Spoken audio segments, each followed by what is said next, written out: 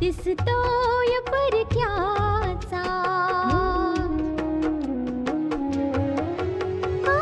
फुलाच चेहराचा दिसतोय परक्याचा नसे सुटणार नाजूक गुंता दोष न चरख्याचा फुले मी म्हटले जे होते पाहुणे ते तरी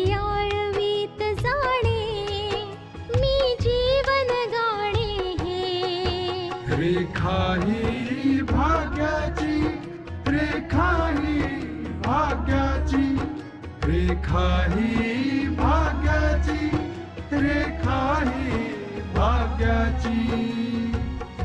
आतापर्यंत आपण पाहिलं बलराज स्वतः नानांशी बोलायला आले आणि हक्काने विचारत होते की आशा त्या घराची आता सून आहे, तेव्हा ती त्या घरी यायला नकार कसा काय देऊ शकते.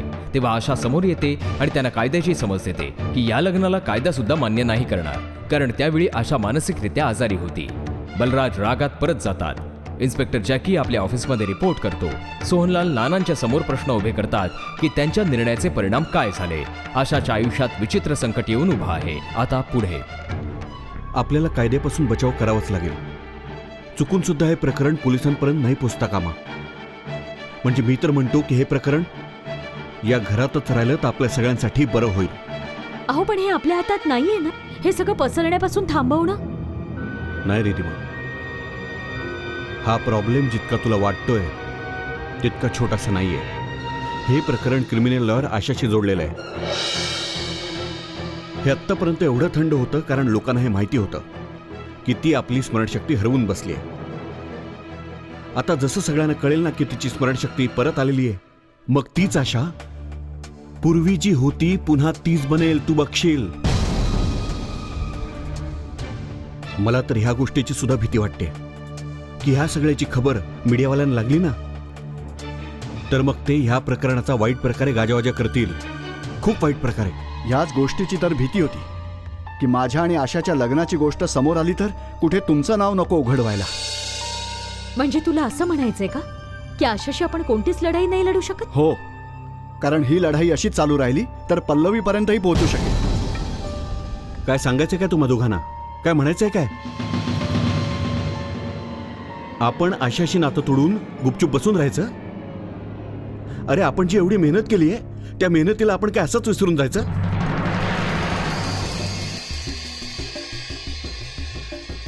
नाही, आपल्याकडे वेळ खूपच कमी आहे, खूप कमी.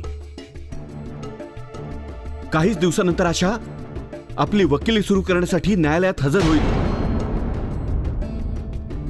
आणि माझ्या विरुद्धची केस पुन्हा सुरू करेल. तुम्ही बघाल, गुन्हेगार सिद्ध करेल ती मला. आणि जर तिने मला गुन्हेगार सिद्ध केले ना तर मग नाही नाही, असं नाही होणार अजिबात. मी तुम्हाला जेलमध्ये जाताना नाही बघू शकणार. मग त्यासाठी मला काहीही करावं लागलं तरी. पण तू काय करणार आहेस दीदी? शिवाय तू काय करू शकतेस बोल? काही नाही केलं तरी मी आशाला भेटून आशाला समजवण्याचा प्रयत्न तर करू शकते ना. हो रिदिमा, खरं आहे तुझं. तू जाऊन तिला समजाव. शेवटी आशा सुद्धा एक स्त्रीच आहे. असं येऊ शकतं की तुझं म्हणणंच तिला नीट कळेल. ठीक आहे, तूही आशाला भेटून प्रयत्न कर. हो, मी जाईन आशाला भेटायला, भेटेन तिला. फक्त हाच एक मार्ग आहे. मी तिला माझ्या पद्धतीने समजवेन.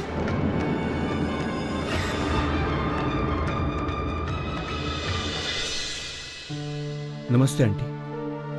नमस्ते. कसा आहेस? बस. आशा कशी आहे? आंटी, याला चांगलं म्हणायचं की वाईट हेच कळत नाही मला. आशा आपली वकिलीची प्रॅक्टिस पुन्हा सुरू करायचं म्हणते.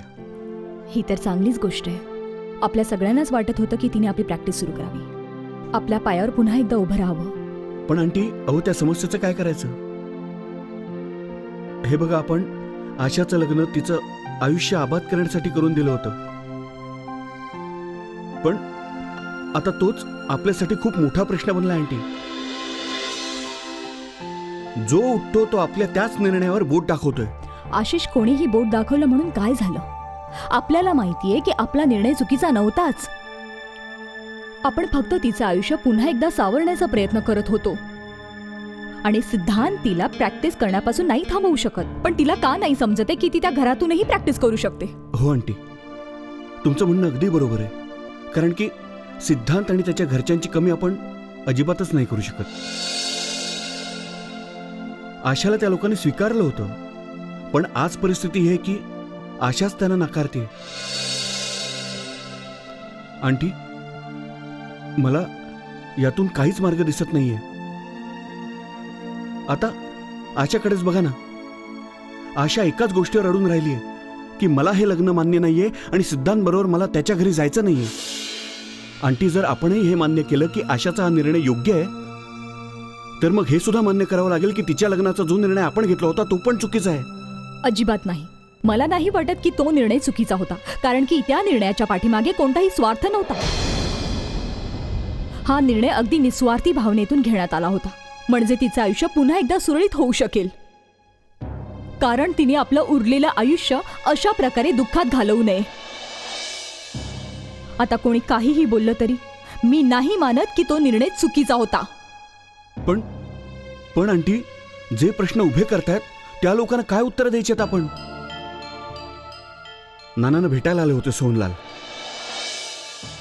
हा, भेटायला कसले आले होते? बस बेअब्रू करण्यासाठी आले होते नानांना. काय?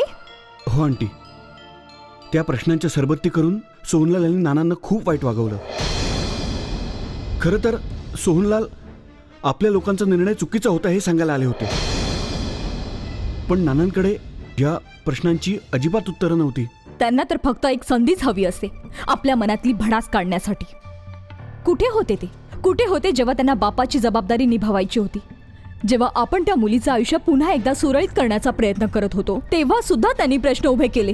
कोणत्या अधिकाराने त्यांनी हे प्रश्न उभे केले? तू बाबांना समजा, आपला निर्णय ना तेव्हा चुकीचा होता आणि ना आत्ता चुकीचा आहे. मग कोणी काहीही का बोलेना, प्लीज समजाव. कारण की तो निर्णय एका चांगल्या विचाराने घेतला गेलेला होता. त्याच्या पाठीमागे कोणताही स्वार्थ नव्हता. प्लीज समजाव बाबांना तू.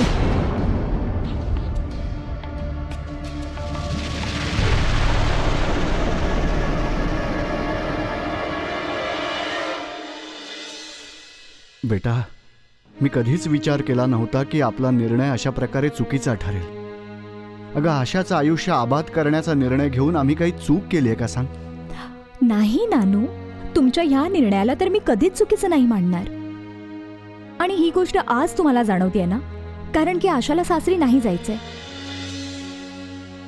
नानू, अहो आपल्याला आशाला समजवायला हवं. कोण समजावणार तिला? आपण सगळे तर तिला समजावून समजावून थकून गेलोय. तिला कोणाचंही ऐकायचंच नाहीये. ती काहीही झालं तरी अजयला विसरूच शकत नाही म्हणते. नानू, या गोष्टी मनाच्या आठवणींशी जोडल्या गेल्यात. आशाच्या मनात अजयसाठी खूप जास्त प्रेम होतं आणि ह्या गोष्टींची जाणीव फक्त आशालाच असू शकते. नानू, पूर्वी असं सगळं कुणा दुसऱ्याबरोबर झालं असेल का कधी? जरा विचार करा. नाही नानू, असं कोणाही बरोबर झालं नसेल की ज्या दिवशी एका सौभाग्यवतीला हे कळतं की ती विधवा आहे, अगदी त्याच दिवशी तिला हे सुद्धा समजतं की ती सौभाग्यवती सुद्धा आहे. नानू, त्या बाईचं अस्तित्व 2 तुकड्यांमध्ये वाटलं गेलं असेल. ना ती हसू शकते ना रडू शकते.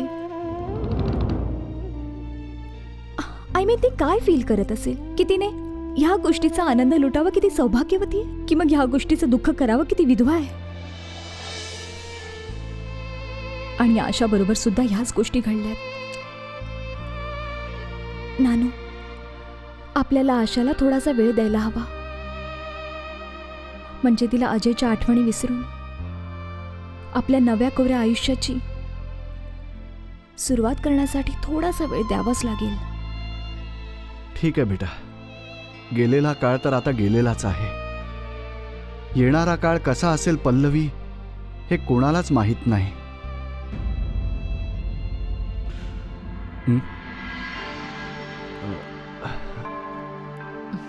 रिद्धिमा, तू बेटा, अगं आयुष्यमान भव. ही सिद्धांताची बहीण रिद्धिमा आहे. ओ हाय. हाय. आणि रिद्धिमा ही आशाची मैत्रीण पल्लवी.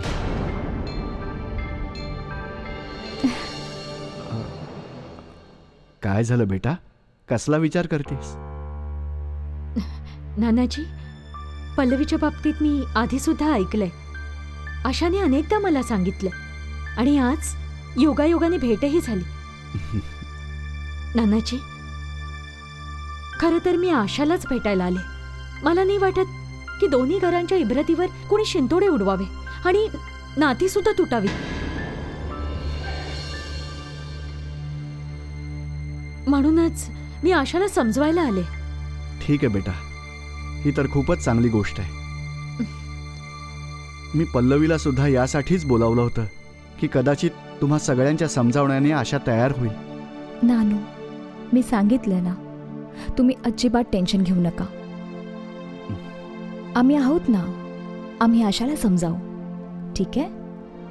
हे लग्न तर होणारच नव्हतं, पण हे तुम्हा लोकांचे प्रयत्न होते किंवा मग परमेश्वराची इच्छा की आम्हा सगळ्यांच्या मनात नसतानाही हे लग्न झालं, तर मग हे नातं निभवावं लागेलच ना.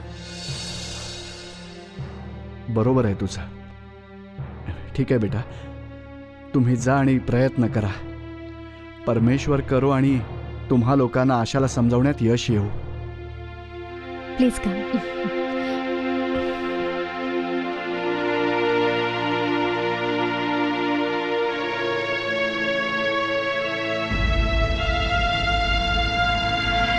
रेखा ही भाग्याची.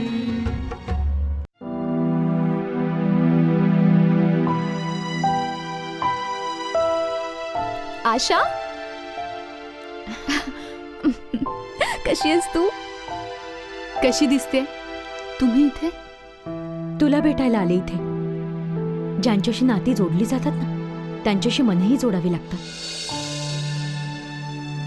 किती विचित्र गोष्ट आहे ना. तू आमच्या घरी राहत होतीस, आम्ही सगळ्यांनी तुझ्यावर प्रेम केलं, इतका मान दिला, आणि तुला काहीच आठवत नाहीये. खरंय तुमचं म्हणणं. माझी स्मरणशक्ती गेल्यानंतर मला कोण भेटलं, माझ्याशी काय बोललं, मला काहीच आठवत नाही. तीच तर आठवण करून द्यायला आले आशा. तू त्या सगळ्या गोष्टी विसरलीस खरं तर, पण आम्हाला तर आठवतंय ना की तू आमच्या घरी आमच्या घरची सून म्हणून आली होतीस. सुनेचे सगळे अधिकार तुला मिळाले होते. तो दिवस का माझ्या आयुष्यात आला मला तेच समजत नाही. कारण मी माझा भूतकाळ विसरूच शकत नाही. नाही आशा, भविष्याच्या दिशेने पाऊल उचलायचं असेल आणि त्याकरता भूतकाळाला विसरावं लागेल, तर ते विसरलेलं चांगलं. नाही पल्लवी, हे बघ आशा, आता तू सिद्धांतची पत्नी आहेस. सिद्धांत राहून चुकलीस. ही गोष्ट तू कशी काय नजरेआड करू शकतेस? या लग्नाच्या तर आम्ही स्वतःच विरोधात होतो, पण ही तुझी मर्जी होती ज्यामुळे सिद्धांतने तुझ्याशी लग्न केलं, आणि आता तू हे लग्न मानायला नकार देतेस. पण मला काहीच आठवत नाहीये आणि मी अगदी ठरवून सुद्धा एकाच वेळी 2 नात्यांना न्याय नाही देऊ शकत. आणि जर मी अजयला विसरू शकत नसेन, मग सिद्धांतला कसं काय स्वीकारेन? आणि माझ्या मते हे नातं निभावणं आपल्या सगळ्यांना जड जात असेल तर मग ते नातं इथेच संपवलेलं बरं.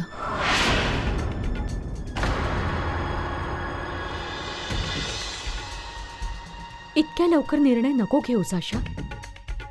जी नाती मुश्किलीने जोडली जातात ना, त्यांना तोडणं सुद्धा खूप मुश्किल असतं. हे नातं जोडलंही मुश्किलीने गेलंय, त्यामुळे तोडणं सुद्धा मुश्किल आहे. तुम्हाला नेमकं काय म्हणायचंय? मी तुला सत्याची जाणीव करून द्यायला आले की तू आता विधवा नाहीयेस आणि तू स्वतःला सौभाग्यवती मानायला पण तयार नाहीयेस. नाही म्हणजे कसं सोडवायचं हे प्रकरण? हे बघ आशा, तू आरामात विचार कर आणि खूप विचार करून निर्णय घे. गोष्ट जर फक्त साखरपुड्याची असती तर सगळं वेगळं असतं. सिद्धांत फक्त तुझं लग्नच नाही झालेलं, तर तू त्याच्याबरोबर पत्नी बनून राहिली सुद्धा आहेस. हो आशा, तू सगळा नीट विचार करूनच मग निर्णय घे. मला काहीच माहिती नाही पल्लवी. मला फक्त इतकंच माहिती आहे की माझ्या आयुष्याचं एकच उद्दिष्ट होतं, सगळ्यांना न्याय मिळवून देणं. आणि आज माझ्या आयुष्याबरोबर एक नवीन उद्दिष्ट जोडलं गेलंय. माझ्या नवऱ्याच्या खुन्यांना शोधणं आणि त्यांना फासावर लटकवणं.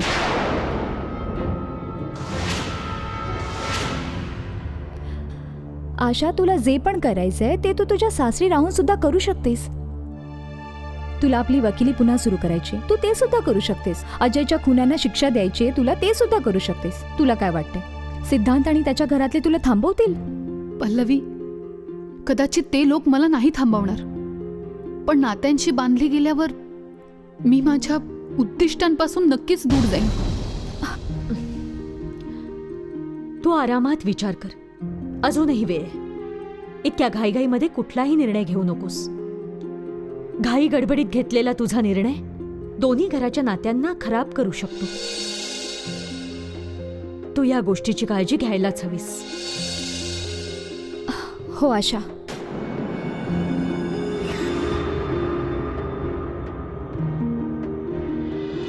रेखा ही भाग्याची. कमालीचे विचार आहेत या लोकांचे. बस जे वाटलं ते करत बसतात. आपल्या मनाप्रमाणे चाललंय ना सगळं. ना जरा आबरूचा विचार आहे ना समाजाची भीती. जर ह्या लोकांना एवढीच पर्वा असती तर अशा गोष्टी त्यांनी केल्याच कशासाठी असतील? पण तुम्ही विचारायला तरी हवं होतं ना की आशा सासरी जायला आता कशी काय नकार देऊ शकते? त्या मुलाच्या घरी राहून आलीये ती.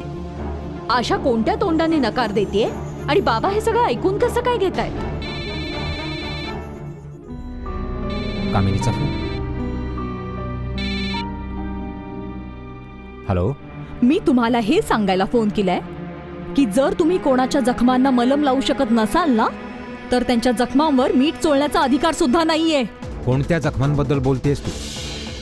त्या जखमा ज्या तुम्ही सगळ्यांनी आशाला दिल्यात, ज्यांच्यामुळे त्याच कुठे तोंड दाखवायच्या लायकीची राहिली नाही. मिस्टर सोहनलाल, आम्ही तर तिचं आयुष्य सावरण्याचा प्रयत्न केला होता, पण तुम्ही काय केलं? 10 दिवस सुद्धा तिला आपल्या घरी नाही ठेवू शकला तुम्ही. क्षणभरही आनंदी नाही ठेवू शकला तुम्ही. तिच्या जखमांवर मलम लावणं तर दूर, काहीच नाही केलं तुम्ही. तेव्हा माझा प्रश्न हा आहे की कोणत्या अधिकाराने तुम्ही बाबांना एवढं घालून पाडून बोललात? मी तेच सगळे प्रश्न विचारायला गेलो होतो जे आज आशाच्या आयुष्यासमोर उभे टाकलेले आहेत, आणि त्यांचे उत्तर ना त्यांच्यापाशी आहेत आणि ना तुझ्यापाशी. आणि बाय द वे, माझ्या प्रश्नाने तुला एवढे मिरच्या का झोंबल्या? आणि कोणीतरी बरोबरच म्हटलंय की सत्य खूप कटू असतं, आणि जेव्हा एखाद्या माणसाकडे एखाद्या प्रश्नाचं उत्तर नसतं तेव्हा त्याला अशाच मिरच्या झोंबतात जशा आता तुला झोंबली आहे. तेच तर मला सुद्धा जाणून घ्यायचंय की जेव्हा तुम्ही तिच्यासाठी काही चांगलं करू शकत नसाल तेव्हा कोणत्या हक्काने तुम्ही हा प्रश्न विचारताय? आम्ही तिचं आयुष्य सावरण्याचा प्रयत्न केला होता, त्यावर सुद्धा तुम्ही हे प्रश्न उभे केलेत. फक्त आमचा प्रयत्न चांगला होता म्हणून तुम्ही आम्हाला थांबवू नाही शकलात. मग आता जेव्हा तिचं आयुष्य सुरळीत होत नाहीये तेव्हा पुन्हा तुम्ही प्रश्न विचारताय कोणत्या हक्काने? प्रश्न तर सगळं शहर विचारे आणि उत्तर आता तू देशील. खूप अभिमान आणि गर्वाने बोहल्यावर उभं केलं होतंस ना आशाला तू. बघितलंस आशाने कसं झटकून टाकलं ते नातं. आणि तुझी अजूनही गुरमी उतरलेली नाही. कुठल्या तोंडाने बोलतेय सगळं. मी तुला सांगितलं होतं ना की हा नक्कीच कुठला शाप आहे. पाहिलंस माझं बोलणं खरं ठरलं. एवढे घाणेरडे आणि इतके नीच विचार आहेत तुमचे. रिअली. याला माझे विचार समज किंवा तुझं वास्तव, पण तुला ही गोष्ट मानावीच लागेल की तुझ्या घराण्याला नक्कीच काहीतरी शाप आहे. आणि आशाला सुद्धा एक विधवा बनवूनच जगायचं. तू हा शाप संपवण्यात अयशस्वी ठरली आहेस कामिनी. आपल्या मान सन्मानाचा विचार कर. आम्हाला प्रश्न नको विचारूस. स्वतःला समाजसेविका समजते. हिला उत्तर देणं तर मलाच चांगलं जमतं. गायत्री, आता तू पल्लवीचा विचार करायला हवास. तिचं हे वारंवार असं आशाला भेटायला जाणं योग्य नाही. आपल्याला याचा विचार करायला हवा की पल्लवीला तिकडे जाण्यापासून कसं थांबवता येईल.